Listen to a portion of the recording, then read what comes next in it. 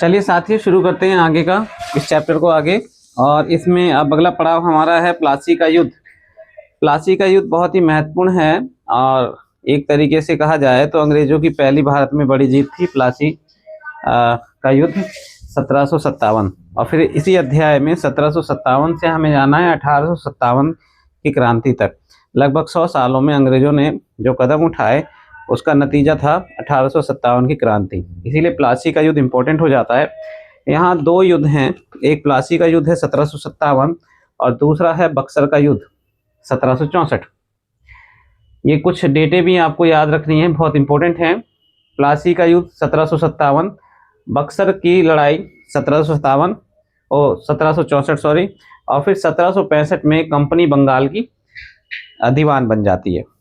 यानी कि उसको एक बहुत बड़ा भूभाग मिल जाता है जिससे वह अब राजस्व प्राप्त कर सकती थी और इंग्लैंड से उसे धन लाने की आवश्यकता नहीं थी।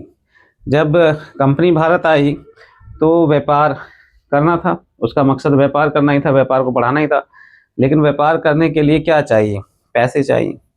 तो वहाँ की मुद्रा यहाँ चलती नहीं, तो वहाँ का सोना ही चलता, चांदी चलती, और सोना चांदी यहाँ आता था भारत। और जब उन्हें ये दीवानी मिल गई बंगाल की, और बंगाल बहुत बड़ा भूभाग था, उसमें बिहार का भी क्षेत्र शामिल था, उड़ीसा का भी क्षेत्र शामिल था, तो वहाँ से उन्हें इतना धन प्राप्त हो रहा था कि अब उन्हें वहाँ से धन लाने की आवश्यकता नहीं थी। प्लासी की लड़ाई को समझने के लिए हमें किताब में एक बार देखना होगा। हाँ, 1756 में अली वर्दी खां की मृत्यु के बाद सिराजुद्दौला बंगाल के नवाब बने। यानी कि जो अली वर्दी खान थे वहाँ के नवाब, उनकी मृत्यु हो जाती है 1756 में और सिराजुद्दौला वहाँ के नवाब बनते हैं। अंग्रेज वहाँ चाहते थे कि एक ऐसा नवाब हो जो उनकी बातों को आसानी से स्वीकार कर ले, यानी कि एक तरह की कठपुतली, और उन्हें व्यापार करने में आसानी हो, रियायतें प्रदान करे और वो अपनी मन मर्जी से व्यापार कर सके। लेकिन सिराजुद्दौला को ये पसंद नहीं था। उसका कारण ये था कि भाई उस क्षेत्र में उनकी सत्ता कमज़ोर होती और पकड़ कमज़ोर होती, राजस्व कम आता। तो ये इसके चलते उनमें आपस में टकराव बढ़ने लगे। टकराव बढ़ते बढ़ते ये स्थिति आ गई कि भाई सिराजुद्दौला ने जो फैक्ट्री थी, अंग्रेजी फैक्ट्री, उस पर हमला बोल दिया और उसे अपने कब्जे में ले लिया। फिर कलकत्ता में उन्होंने जो ठिकाने बना रखे थे वहाँ भी हमला बोल दिया। वहाँ से अंग्रेज अफसर भाग गए। कुछ अफसरों ने जान बचाई, द्वीप पर जाकर रात बिताई, और ये सूचना पहुँची दक्षिण में मद्रास में क्लाइव वहाँ पर मौजूद थे, तो क्लाइव को भेजा गया और साथ में एक नौसैनिक बेड़ा भी वहाँ से भेजा गया। क्लाइव जब आए तो उन्होंने वार्तालाप की, बड़ी लंबी वार्तालाप चली सिराजुद्दौला से, लेकिन कोई उपाय नहीं निकला। और फिर आखिरकार प्लासी के मैदान में, प्लास किताब में लिखा हुआ था कि प्लास जो है एक फूल है जिससे गुलाल बनता है, तो प्लासी के मैदान में सिराजुद्दौला और रॉबर्ट क्लाइव आमने सामने आ गए। ये युद्ध भी बड़ा इम्पोर्टेंट है। ये युद्ध ज़्यादा नहीं चला, बहुत ही कम समय में समाप्त हो गया। इसका एक कारण ये था कि जो इनके सेनापति थे मीर जाफ़र सिराजुद्दौला के, वो उनसे रॉबर्ट क्लाइव ने समझौता कर लिया था कि भाई अगला नवाब हम आपको बना देंगे, और वो अपनी सेना लेकर वहाँ खड़े रहे। ऐसा किताबों में लिखा हुआ है कि उन्होंने कोई कार्रवाई नहीं की, जिस वजह से सिराजुद्दौला हार जाते और उनको मार दिया जाता है। सिराजुद्दौला हार जाते हैं, उसके पीछे भी बहुत सारे कारण हैं, लेकिन हमारा जो इम्पोर्टेंट पॉइंट है वे है कि भाई 1765 में कंपनी बंगाल की दीवान बन जाती है और उसकी एक सबसे बड़ी प्रॉब्लम सॉल्व हो जाती है कि वो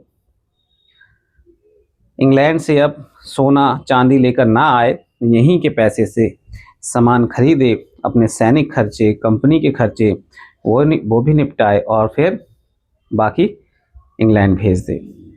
बहुत बड़ी प्रॉब्लम उनकी ये सॉल्व होती है और यहाँ से कहानी चेंज होती है 1764 की बक्सर की लड़ाई के बाद।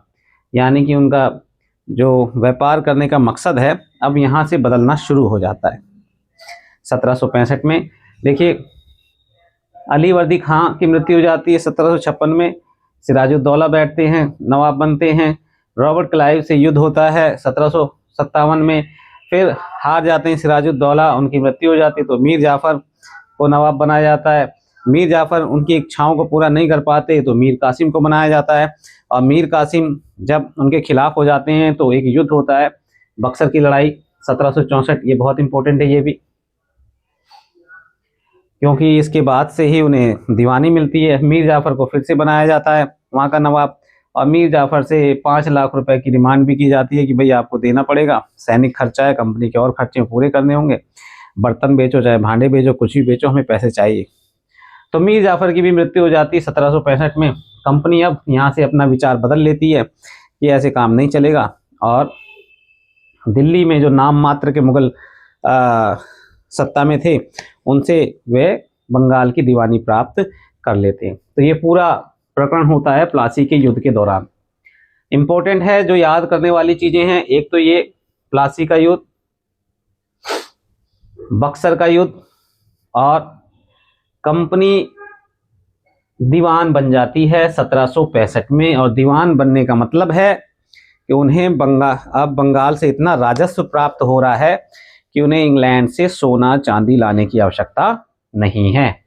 तो प्लासी का युद्ध याद रखेंगे। प्लासी का युद्ध 1757, और 100 साल, अगले 100 साल बाद 1857 में क्रांति होती है, और 1857 तक कंपनी ही भारत में शासन करती है। 1857 के युद्ध के बाद कंपनी का शासन अंग्रेजी हुकूमत के हाथ चला जाता है, और इस दौरान अब वहाँ से जो गवर्नर जनरल आएंगे वो नई नई नीतियों को लागू करेंगे, जैसे उन्हें जो उनकी बातों को नहीं मानेगा तो युद्ध होगा। दक्षिण में मैसूर से टीपू सुल्तान फिर मराठा शक्ति के रूप में उभर रहे थे भारत में मुगलों के बाद, इनसे युद्ध होता है, और फिर सर्वोच्चता का दावा साबित कर देते हैं गवर्नर जनरल साहब। फिर विलय नीति, अपने क्षेत्र को और बढ़ाना चाहते हैं, तो अलग अलग तरह की नीतियां बनाते रहते हैं। तो अब हम आगे इसमें अब देखेंगे प्लासी के युद्ध के बाद कि कंपनी के अफसर नवाब बन गए, यानी कि रॉबर्ट क्लाइव ने कहा कि अब हमें खुद ही नवाब बनना होगा। हमारा अगला पॉइंट है कंपनी के अफसर नवाब बन बैठे। यहाँ नवाब बन बैठे वाले इस टॉपिक में से एक बड़ा क्वेश्चन जो बनता है वो रॉबर्ट क्लाइव पर ही बनता है। रॉबर्ट क्लाइव कैसी शख्सियत थी, तो आप देखेंगे। उससे पहले हम ये समझ लें कि ये नवाब का मतलब क्या है, कि भाई नवाब बनने का क्या मतलब था। इसका एक मतलब तो यही था कि कंपनी के पास अब सत्ता और ताकत थी, बहुत बड़ा भूभाग था भारत का। लेकिन इसके कुछ और फायदे भी थे। कंपनी का हर कर्मचारी नवाबों की तरह जीने के ख्वाब देखने लगा था। इससे क्या तात्पर्य है कि जो भी भारत आता था कर्मचारी इंग्लैंड से, उसे लगता था कि यहाँ काफ़ी संपत्ति है और बहुत सारी संपत्ति यहाँ से इकट्ठी करके इंग्लैंड जाए और वहाँ अमीरों की तरह जीवन व्यतीत करे। तो उसमें से एक अफसर पहले यही हैं, रॉबर्ट क्लाइव। प्लासी के युद्ध के बाद बंगाल के असली नवाबों को इस बात के लिए बाध्य कर दिया गया कि वे कंपनी के अफसरों को निजी तोहफे के तौर पर ज़मीन और बहुत सारा पैसा दें। इम्पोर्टेंट स्टेटमेंट है। यहाँ एक बात और क्लियर कर दूं कि भाई 1757 का जो प्लासी का युद्ध है वो तो रॉबर्ट क्लाइव और सिराजुद्दौला के बीच में था, लेकिन जो 1764 का युद्ध है उसमें क्लाइव नहीं था। क्लाइव यहाँ गवर्नर जनरल के पद पर 2 बार बनकर आया, तो उस समय बक्सर की लड़ाई में मीर कासिम के अगेंस्ट रॉबर्ट क्लाइव नहीं था। तो खुद रॉबर्ट क्लाइव ने ही भारत में बेहिसाब दौलत जमा कर ली थी। वो बेहिसाब दौलत अब भारत सरकार की होगी। इस समय बंगाल में बहुत ज़मीनें उसकी होंगी, इंग्लैंड में भी ज़मीनें होंगी। अब देखिए, बहुत इंपॉर्टेंट चीज़ है, 1743 में जब वह इंग्लैंड से मद्रास अब चेन्नई आया था तो उसकी उम्र 18 साल थी। और 1767 में जब वे 2 बार गवर्नर बनने के बाद हमेशा के लिए भारत से रवाना हुआ तो यहाँ उसकी दौलत 4,01,102 पाउंड के बराबर थी। 4,01,102 पाउंड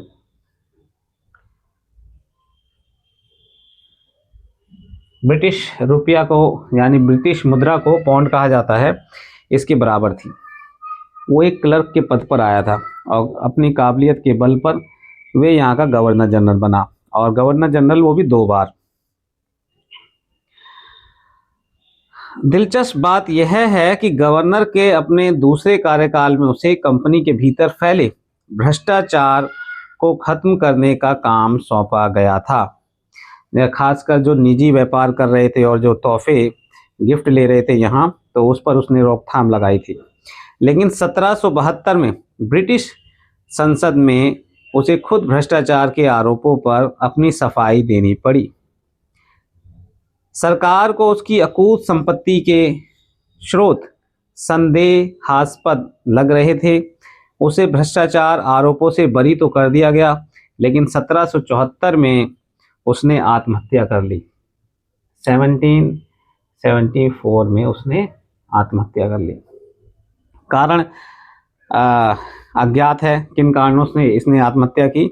रॉबर्ट क्लाइव वहाँ के जो अमीर वर्ग हैं उनमें शामिल होना चाहता था, बड़ी बड़ी पार्टियां दिया करता था, उनमें जाया करता था, लेकिन वहाँ के लोग जो भी भारत से पैसे कमा कर जाते थे उन्हें आसानी से स्वीकार नहीं करते थे।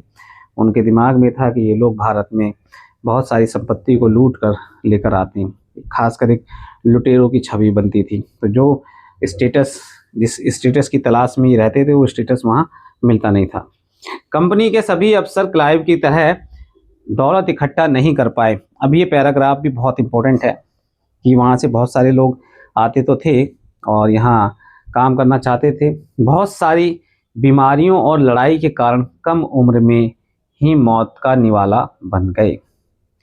जब सामान्य सी बात है लिखी हुई, लेकिन जब एग्ज़ाम में स्टेटमेंट में आएगी तो दिमाग में नहीं आती जल्दी बातें। इसके अलावा उन सभी को भ्रष्ट और बेईमान मानना भी सही नहीं होगा। उनमें से बहुत सारे अफसर साधारण परिवार से आए थे। उनकी सबसे बड़ी इच्छा बस यही थी कि वे भारत में ठीक ठाक पैसा कमाएं और ब्रिटेन लौटकर आराम की ज़िंदगी बसर करें। आराम की ज़िंदगी बसर करते करते वो बहुत ज़्यादा संपत्ति बना लेते थे। जब देखो कंपनी का व्यापार तो कर ही रहे हैं, फिर अपना निजी व्यापार भी शुरू कर देते थे। तोहफे, गिफ्ट और पेंशन, बहुत सारे पैसे कमा कर जाते थे। जो जीते जी धन दौलत लेकर वापस लौट गए, उन्होंने वहाँ आलीशान जीवन जिया। उन्हें वहाँ के लोग नवाब कहते थे। अब ये नवाब कहना उनका एक व्यंग्य था, कटाक्ष था। यह भारतीय शब्द नवाब का ही अंग्रेजी संस्करण बन गया था। उन्हें लोग अक्सर नए अमीरों और सामाजिक हैसियत में रातों रात ऊपर आने वाले लोगों के रूप में देखते थे। नाटकों और कार्टूनों में उनका मजाक उड़ाया जाता था। तो ये है कंपनी के अफसर नवाब बन बैठे। नवाब जो है वो अंग्रेजी संस्करण है, एक तरीके से कटाक्ष और व्यंग्य, जो अफसर यहाँ से इंग्लैंड जाया करते थे। इम्पोर्टेंट चीज़ है, रॉबर्ट क्लाइव एक अपने आप में एक शख्सियत बहुत इंपॉर्टेंट है। देखिए 1743 में 18 साल की उम्र में सिर्फ एक क्लर्क के पद पर आए और धीरे धीरे काम करते करते यहाँ भारत में वो 2 बार गवर्नर जनरल बने। जो प्लासी का युद्ध पहली सबसे बड़ी लड़ाई थी भारत में इंग्लैंड की, उसमें उनको विजय प्राप्त हुई, तो उसका श्रेय रॉबर्ट क्लाइव को ही जाता है। और उस लड़ाई में इंग्लैंड ने ज़्यादा कुछ किया नहीं, सारी चालाकी इन रॉबर्ट क्लाइव की ही थी कि यहाँ के सेनापति को फुसला लिया कि हम तुम्हें अगला नवाब बनाएंगे, और अगला नवाब बनाया भी, तो वो आराम से शासन नहीं चला पाया। इसके पीछे कंपनी की आकांक्षाएं थीं, जो चाहते थे कठपुतली की तरह जैसा कहें वैसा करते जाएं। नवाबों की स्थिति ऐसी हो गई कि उन्हें अपने बर्तन भांडे बेचने की स्थिति आ गई, तो एक के बाद एक नवाब बदलते चले गए और बाद में उन्होंने शासन अपने हाथों में ले लिया। शुरू में वो सीधे शासन करने से डर रहे थे। क्यों डर रहे थे? क्योंकि जनता उन्हें स्वीकार नहीं करती, तो इसीलिए यहीं के लोगों से वो शासन कराना चाह रहे थे, खासकर रॉबर्ट क्लाइव। अब अगला हमारा टॉपिक है, नेक्स्ट टॉपिक है कंपनी का फैलता शासन।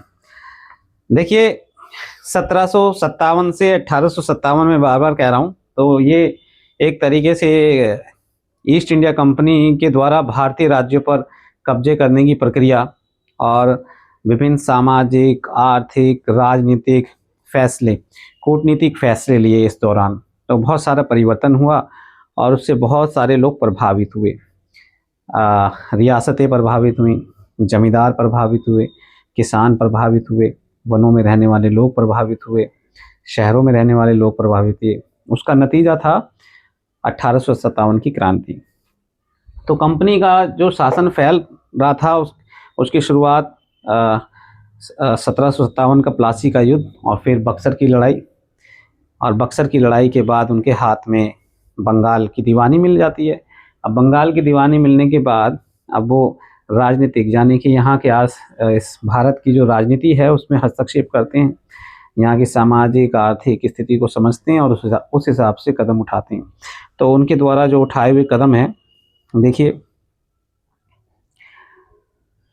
राज्यों पर कब्जे की प्रक्रिया को देखें तो कुछ महत्वपूर्ण बातें सामने आती हैं, बहुत इंपॉर्टेंट हैं, ये स्टेटमेंट में आ सकती हैं। उसने किसी भी भारतीय रियासत का नहीं, इससे पहले है, किसी अनजान इलाके में कंपनी ने सीधे सैनिक हमला प्रायः नहीं किया। एक स्टेटमेंट, एक वन लाइन, सीधे हमला नहीं किया। दूसरा है, उसने किसी भी भारतीय रियासत का अधिग्रहण करने से पहले विभिन्न राजनीतिक, आर्थिक और कूटनीतिक साधनों का इस्तेमाल किया। भाई, किसी रियासत को अंग्रेजी कंपनी की सत्ता में मिलाने से पहले उसने वहाँ की राजनीतिक, आर्थिक और कूटनीतिक साधनों का इस्तेमाल किया। तो वो साधन कौन से थे? एक सबसे बड़ा साधन उन्होंने बनाया था ये रेजिडेंट, एक ऐसा व्यक्ति उन्होंने विभिन्न रियासतों में तैनात कर दिया जो अंग्रेजी हितों की देखरेख किया करता था, और धीरे धीरे इतना पावरफुल व्यक्ति हो गया था कि उस रियासत में राजनीतिक रूप से जो फैसले लिए जाते थे इसकी इच्छा के बिना लेना संभव नहीं था। तो बक्सर की लड़ाई 1764 के बाद कंपनी ने भारतीय रियासतों में रेजिडेंट तैनात कर दिए। ये कंपनी के राजनीतिक या व्यावसायिक प्रतिनिधि होते थे। कंपनी ने अपना एक आदमी बैठा दिया, जब भी वहाँ का नवाब या राजा मीटिंग करेगा तो ये वहाँ पर उपस्थित होगा, और उस दरबार में कौन से अहम पदों पर कौन से व्यक्ति हैं या उस राज्य में कौन से अहम पदों पर कौन से व्यक्ति हैं, सब पर इसकी तीखी नजर रहेगी। उसका काम कंपनी के हितों की रक्षा करना और उन्हें आगे बढ़ाना था। रेजिडेंट के माध्यम से कंपनी के अधिकारी भारतीय राज्यों के भीतरी मामलों में भी दखल देने लगे थे। अब यहाँ से राजनीतिक हस्तक्षेप शुरुआत हो जाता है रेजिडेंट के माध्यम से। अगला राजा कौन होगा, किस पद पर किसको बिठाया जाएगा, इस तरह की चीजें भी कंपनी के अफसर ही तय करना चाहते थे। देखिए उनकी आकांक्षाएं कैसे बढ़ती जा रही हैं, और जब उन्होंने, क्योंकि 2 लड़ाइयां जीत ली और उनके सामने इतनी बड़ी शक्ति कोई नहीं है, तो उन्होंने ये कदम उठाया। कई बार कंपनी ने रियासतों पर सहायक संधि, ये उनकी कूटनीतिक साधन है, सहायक संधि भी थोप दी। जो रियासत इस बंदोबस्त को मान लेती थी उसे अपनी स्वतंत्र सेनाएं रखने का अधिकार नहीं रहता था। सहायक संधि क्वेश्चन आ गया, और एक स्टेटमेंट में ये कि जो रियासत सहायक संधि मान लेती थी उसे अपनी स्वतंत्र सेनाएं रखने का अधिकार नहीं रहता था, या स्टेटमेंट में बदल दें कि वह अपनी कुछ स्वतंत्र सेनाएं भी रख सकता था, गलत हो जाएगा। उसे कंपनी की तरफ से सुरक्षा मिलती थी और सहायक सेना के रख रखाव के लिए वह कंपनी को पैसा देती थी। पैसा बड़ी मात्रा में देना पड़ता था, और जब नहीं दे पाते थे तो कंपनी उनके क्षेत्र को अपने क्षेत्र में मिला लेती थी। तो ये कूटनीतिक साधन है, रेजिडेंट भी और सहायक संधि भी। अगर भारतीय शासक रकम अदा करने में चूक जाते थे तो जुर्माने के तौर पर उनका इलाका कंपनी अपने कब्जे में ले लेती थी।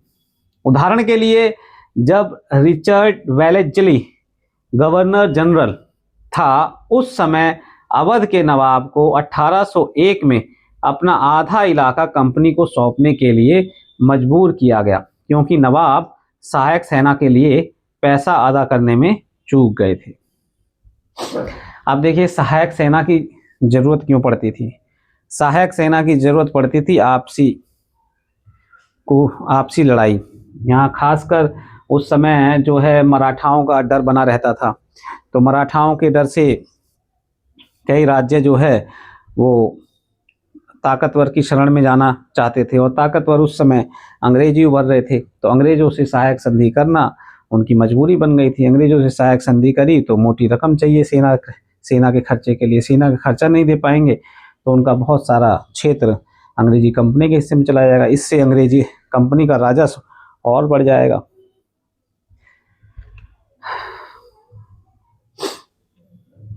रेजिडेंट की ताकत क्या होती थी, यहाँ पर एक बॉक्स है उसमें हम देख सकते हैं।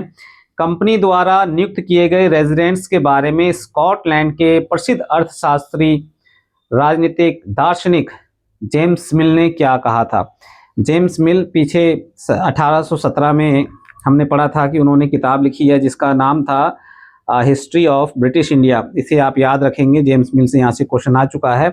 अभी अगले चैप्टर्स में फिर जेम्स मिल आएंगे, और जेम्स मिल भारत में बहुत इंपॉर्टेंट रोल है इनका, ये हम पढ़ेंगे उसमें भी। दरअसल रेजिडेंट रियासत का राजा होता है। सीधे राजा बोल रहे हैं रेजिडेंट को समझ रहे हैं हम उसे अहस्तक्षेप की मनचाही निषेधाज्ञा के तहत काम करने की छूट देते हैं। यानी कि उसे हस्तक्षेप डायरेक्ट नहीं करना है, उसे हस्तक्षेप करना है यानी किसी काम को चाहे तो रोक सकता है। जब तक स्थानीय राजा पूरी तरह अधीनस्थ रहता है और रेजिडेंट यानी ब्रिटिश सरकार के माफिक काम करता है तो चीज़ें आराम से चलती रहती हैं, स्मूथली चलती रहेंगी। शासन के कामों में रेजिडेंट की दखल अंदाजी के बिना सब कुछ चल जाता है। जब भी कुछ अलग तरह का घटता है, जब भी राजा कोई ऐसा रास्ता अपनाता है जिसे ब्रिटिश सरकार गलत मानती है, तो टकराव और उथल पुथल पैदा हो जाती है। ये रेजिडेंट की भूमिका थी, यानी कि राजा स्वतंत्र है, राजा है, नवाब है, लेकिन वो कोई फैसला बिल्कुल स्वतंत्र रहकर नहीं ले सकता। अगर उसने ऐसा किया और जो अंग्रेजों के खिलाफ है तो फिर तो उसकी गद्दी गई, राजपाट जाने की स्थिति आ जाती थी। यहाँ पर एक चित्र भी है, अपने बेटों और ब्रिटिश रेजिडेंट के साथ खड़े नवाब शुजाउद्दौला टिली कैटल द्वारा बनाया गया चित्र 1772। बक्सर की लड़ाई के बाद हुई संधियों के फलस्वरूप नवाब शुजाउद्दौला के ज़्यादातर अधिकार छीन लिए गए थे, लेकिन यहाँ वह रेजिडेंट के सामने अपनी चिर परिचित शाही शानो शौकत के साथ दिखाई दे रहे हैं। ये शुजाउद्दौला हैं, सिराजुद्दौला नहीं है, जो बक्सर की लड़ाई हार गए थे। इस बात का आप ध्यान रखेंगे। हमारा नेक्स्ट सहायक संधि के उदाहरण में हमने अवध का तो उदाहरण लिया ही, साथ में ही हैदराबाद का भी जिक्र है कि सहायक संधि से हैदराबाद के भी कई इलाके अंग्रेजी कंपनी ने अपने राज्य में मिला लिए थे। अब नेक्स्ट हमारा जो टॉपिक है वो है टीपू सुल्तान, यानी कि हम पढ़ रहे हैं कंपनी के फैलते शासन में। कंपनी के फैलते शासन में हमने देखा कि उन्होंने राजनीतिक, आर्थिक और जो है कूटनीतिक साधनों का इस्तेमाल किया, उसमें रेजिडेंट और सहायक संधि का इस्तेमाल किया। अब यहाँ बात आ रही है कि जिन्होंने उनकी बातें नहीं मानी, हमने रेजिडेंट को देखा कितना ताकतवर इंसान है, वो किसी भी रियासत के सेंटर में बना हुआ है, बहुत सारे फैसले उसके बिना लिए ही नहीं जाते। अगर अंग्रेजी हुकूमत के खिलाफ है फिर उथल मुथल मचना तय है, जैसा कि जेम्स मिल कहते हैं। तो टीपू सुल्तान और फिर यहाँ पर आप देखेंगे मराठाओं को, जो अंग्रेजी कंपनी के सामने सबसे बड़ी चुनौती थे भारत में अपने कदमों को और मजबूत करने के दौरान। तो जब कंपनी को अपने राजनीतिक और आर्थिक हितों पर खतरा दिखाई दिया तो कंपनी ने प्रत्यक्ष सैनिक टकराव का रास्ता भी अपनाया। अभी इससे पहले हमने देखा कि उन्होंने सीधे सैनिक हमला नहीं किया, लेकिन अब उन्हें खतरा नजर आने लगा। खतरा क्यों नजर आने लगा? टीपू सुल्तान और उनके पिता हैदर अली, उन्होंने अपने आप को शक्तिशाली बनाने की जो कोशिश की, प्रयास किए, इसे अंग्रेज भांप गए। उन्हें सबसे बड़ा खतरा नजर आने लगे टीपू सुल्तान। दक्षिण भारतीय राज्य मैसूर के उदाहरण से यह बात समझी जा सकती है। हैदर अली 1761 से 1742, ओ सॉरी 42 नहीं 82, 1782 और 1782 से 1799। यहाँ याद करने में आसानी है, यानी कि 1800 से एक साल पहले 1799 आप याद रखें तो टीपू सुल्तान आपको याद रहेगा। और 1761 से 1782 लगभग 20 साल का समय है, और ऐसे ही आगे लगभग 20 साल का समय है टीपू सुल्तान। हाँ, हैदर अली और उनके विख्यात पुत्र टीपू सुल्तान जैसे शक्तिशाली शासकों के नेतृत्व में मैसूर काफी ताकतवर हो चुका था। मैसूर कर्नाटका, अब ये कर्नाटक के हिस्से में मान लीजिए समुद्रीय तट, मालाबार तट,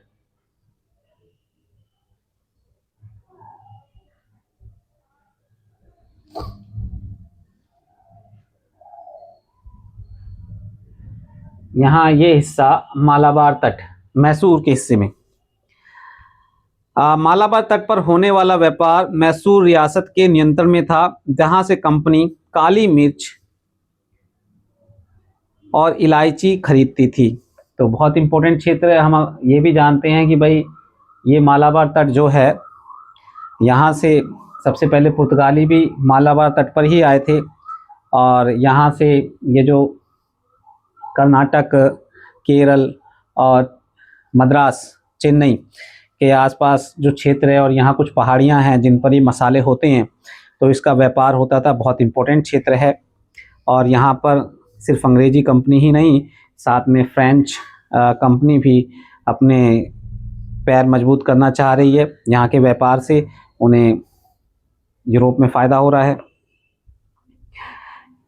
1785 में टीपू सुल्तान ने अपनी रियासत में पड़ने वाले बंदरगाहों से चंदन की लकड़ी,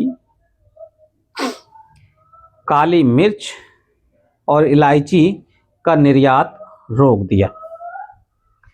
अब यहाँ इस बंदरगाह से टीपू सुल्तान की इजाज़त के बिना अंग्रेज हों, अंग्रेजी कंपनी हो या कोई और व्यापारी हो, अब इन वस्तुओं का निर्यात नहीं कर सकता, यानी कि पानी वाले जहाज में भर के विदेश नहीं ले जा सकता। सिंपल शब्दों में कब की बात है वो? 1785 की। चंदन की लकड़ी, काली मिर्च, इलायची। सुल्तान ने स्थानीय सौदागरों को भी कंपनी के साथ कारोबार करने से रोक दिया था। टीपू सुल्तान ने भारत में रहने वाले फ्रांसीसी व्यापारियों से घनिष्ठ संबंध विकसित किए। अब देखिए, वहाँ यूरोप में जहाँ इंग्लैंड है, इंग्लैंड का जो द्वीप है ये ब्रिटेन का, यूके जिसे कहते हैं, और इसमें 3 से 4 राज्य मिले हुए हैं। बीच में ये इंग्लिश चैनल पड़ता है, और यहाँ ये फ्रांस, यूरोप का हिस्सा है। तो ये आपस में पड़ोसी हैं, आपस में पड़ोसी हैं, प्रतिद्वंदी भी हैं, और इनके भी उपनिवेश हैं। अफ्रीका में, दक्षिण अमेरिका में इनके भी उपनिवेश हैं, और भारत में भी हैं इनकी उपस्थिति।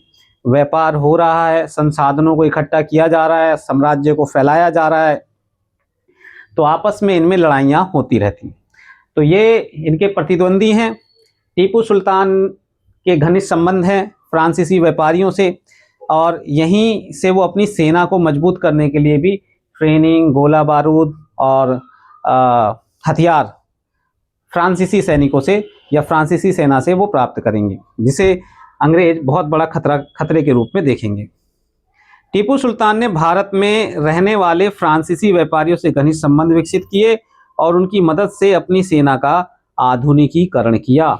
जिस तरह से यूरोपीय सेनाएं ट्रेंड की जाती थी, हथियारों को चलाती थी, इसी तरीके से उन्होंने ट्रेंड किया। मैं आपको देखो अभी 1700 हम बात कर रहे हैं 82 से 99 की। 1757 में जो युद्ध होता है प्लासी का युद्ध, प्लासी के युद्ध में 2 से 3 हजार सैनिक ही हैं रॉबर्ट क्लाइव के पास, जबकि 40-50 हजार की सेना लेके सिराजुद्दौला खड़ा है और मीर जाफर के पास मीर जाफर और ऐसे सेनापति खड़े हैं। एक बड़ी सेना मीर जाफर लेकर हिलता ही नहीं है और सिराजुद्दौला और उसके कुछ सिपह सलार, वहाँ लड़ाई होती है, सिराजुद्दौला भी दूर खड़ा हुआ है, लड़ाई चल रही है। और जो प्लासी नामक जगह है, वहाँ एक नदी के किनारे वो युद्ध होता है। उसमें जो मेन अंतर आता है वो ट्रेंड सैनिकों का है, यानी कि आधुनिकीकरण के साथ रॉबर्ट क्लाइव के साथ सैनिक मौजूद हैं और वहीं दूसरी तरफ भारतीय हजारों की मात्रा में हैं।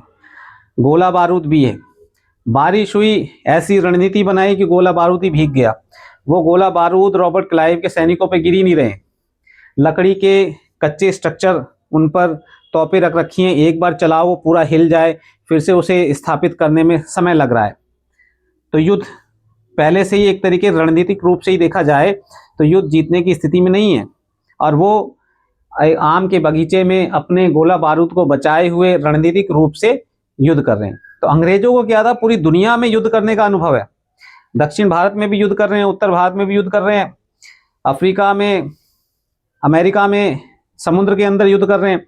लेकिन यहाँ जो रियासतें हैं, शासक हैं, उन्हें इतना अनुभव नहीं है, उनके सैनिक इतने ट्रेंड नहीं है। तो यही काम किसने किया? टीपू सुल्तान ने अपनी सेना का आधुनिकीकरण किया। अब ये सबसे बड़ा खतरा हो गए। सुल्तान के इन कदमों से अंग्रेज आग बबूला हो गए, बिल्कुल होना था। उन्हें हैदर अली और टीपू सुल्तान बहुत महत्वाकांक्षी, घमंडी और खतरनाक दिखाई देते थे। अंग्रेजों को लगता था कि ऐसे राजाओं को नियंत्रित करना और कुचलना जरूरी है। टीपू सुल्तान की बात हो रही है, इनके पिता हैदर अली। कुचलना और नियंत्रित करना। फलस्वरूप मैसूर के साथ अंग्रेजों की 4 बार जंग हुई। तो 4 बार जंग होती है। 1767 से शुरू होकर 1799 तक 4 बार लड़ाई होती है। साल याद करने की जरूरत नहीं है, भूल जाते हैं हम, लेकिन आप ये अंतिम वर्ष जरूर याद रखें, 1799, इससे आपको आसानी होगी। 1761 से लेकर 1799, इस दौरान 20 साल पिता और 20 साल पुत्र, और 4 लड़ाइयाँ होती हैं। आगे हम मराठों को देखेंगे तो वहाँ भी 3 युद्ध होते हैं लगभग, या कई लड़ाई होंगी तो उनका भी जिक्र करेंगे, लेकिन यहाँ 4 लड़ाइयाँ होती हैं। इन 4 लड़ाइयों में श्रीरंगपट्टम की आखिरी जंग में कंपनी को सफलता मिलती है। श्रीरंगपट्टम, अपनी राजधानी की रक्षा करते हुए टीपू सुल्तान मारे गए, यानी कि ये क्वेश्चन बार बार आता है। टीपू सुल्तान की राजधानी श्रीरंगपट्टम, और वे मारे जाते हैं। और मैसूर का राजकाज पुराने वोडियार राजवंश के हाथों में सौंप दिया गया। ये भी एक इम्पोर्टेंट स्टेटमेंट है, यानी कि इनसे पहले उनका शासन था, उनको वापस दे दिया गया। इसके साथ ही मैसूर पर भी सहायक संधि थोप दी गई। सहायक संधि से उन्हें पैसा मिल रहा था, सैनिक रख रहे थे, अपनी महत्वाकांक्षाओं को पूरा कर रहे थे, यानी कि दूसरे लोग उन सैनिकों के डर से वहाँ मजबूत नहीं हो पाएंगे। बहुत कूटनीतिक चाल थी अंग्रेजों की। अब इसमें एक चित्र भी दे रखा है, चित्र नंबर 9 है। टीपू सुल्तान के बेटों को बंधक के रूप में कॉर्नवालिस के सामने पेश किया जा रहा है, डैनियल आर द्वारा चित्रित। 1793 कंपनी की फौज को हैदर अली और टीपू सुल्तान ने कई बार युद्ध में हराया था, लेकिन 1792 में मराठों, हैदराबाद के निजाम और कंपनी की संयुक्त फौजों के हमले के बाद टीपू सुल्तान को अंग्रेजों से संधि करनी पड़ी। यहाँ देख रहे हैं कि भाई हम ये मान रहे हैं ये मैसूर है, मैसूर से ऊपर फिर वही मराठाओं का शासन है, इधर हैदराबाद है, आंध्र प्रदेश, हैदराबाद और अंग्रेज। तो टीपू सुल्तान चौतरफा दबाव में है, तो उन्हें अंग्रेजों से संधि करनी पड़ी 1792 में। इस संधि के तहत उनके 2 बेटों को अंग्रेजों ने बंधक के रूप में अपने पास रख लिया और ब्रिटिश चित्रकारों को ऐसे दृश्यों की तस्वीर बनाने में मजा आता था जिनमें अंग्रेजों की सत्ता की विजय दिखाई देती थी। इस पुस्तक में हमने शुरुआत करी है, तो जब से ही ऐसे चित्र दिखाए जा रहे हैं, अंग्रेजों का वर्चस्व दिखाया जा रहा है और उनको बड़ा चढ़ाकर दिखाने की उनकी प्रथा रही है। तो ये जो चित्र के नीचे बॉक्स है इम्पोर्टेंट है। टीपू सुल्तान 1761 से 1799 श्रीरंगपट्टम के युद्ध में आखिरी चौथी लड़ाई में टीपू सुल्तान हार जाते हैं, मारे जाते हैं। और 1792 में जो संधि हुई है, संधि के कारण भी यहाँ लिखे हुए हैं स्टेटमेंट में, ये भी क्वेश्चन इंपॉर्टेंट है। और एक क्वेश्चन तो यही है, शेर मैसूर। और चित्र नंबर 10 भी यहाँ दिखाया गया है और एक टीपू की कहानी भी लिखी हुई है जो 1782 में। तो जो चित्र 10 है उसमें टीपू का खिलौना शेर दिखाया गया है और दूसरी तरफ टीपू की कहानियां हैं। राजाओं की छवि अक्सर जनश्रुतियों से भी बनती है, यानी कि कहानियां, किस्से लोग एक दूसरे को सुनाते हैं। तो प्रचलित किस्सों में उनकी ताकत का खूब यशगान किया जाता है। 1782 में मैसूर के राजा बने टीपू सुल्तान के बारे में कहा जाता है कि एक बार वे अपने फ्रांसीसी दोस्त के साथ जंगल में शिकार खेलने गए। वहां एक शेर उनके सामने आ गया। उनकी बंदूक ने मौके पर साथ नहीं दिया और कटार भी जमीन पर गिर गई। फिर भी टीपू ने निहत्ते ही शेर का मुकाबला किया और आखिरकार कटार उठा ली। अंत में उन्होंने शेर को मार गिराया। इसी के बाद से उन्हें मैसूर कहा जाने लगा था। उनके राष्ट्रीय झंडे पर भी शेर की तस्वीर होती थी। इम्पोर्टेंट है नाम और झंडा। अब देखिए छोटी सी लाइन लास्ट में लिखी हुई है, तो झंडे को भी आप याद रखेंगे कि उस पर शेर की तस्वीर बनी होती थी और नाम और झंडे के पीछे क्या कहानी है, उनका खिलौना भी उसी से मिलता जुलता है और उस चित्र में भी लिखा हुआ है। यह टीपू के एक विशालकाय मशीनी खिलौने की तस्वीर है। इसमें यह नकली शेर एक यूरोपीय सिपाही को दबाए हुए है। जब इसका हैंडल घुमाया जाता था तो नकली शेर दहाड़ता था और सिपाही के भीतर से चीख की आवाज़ आती थी। अब यह खिलौना शेर लंदन स्थित विक्टोरिया एंड एल्बर्ट म्यूजियम में रखा गया है।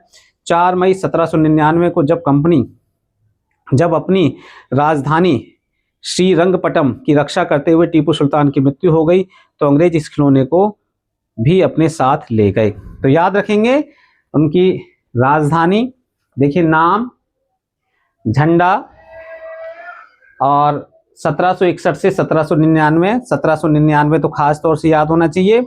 1792 में जो संधि हो रही है वो भी याद रहनी चाहिए।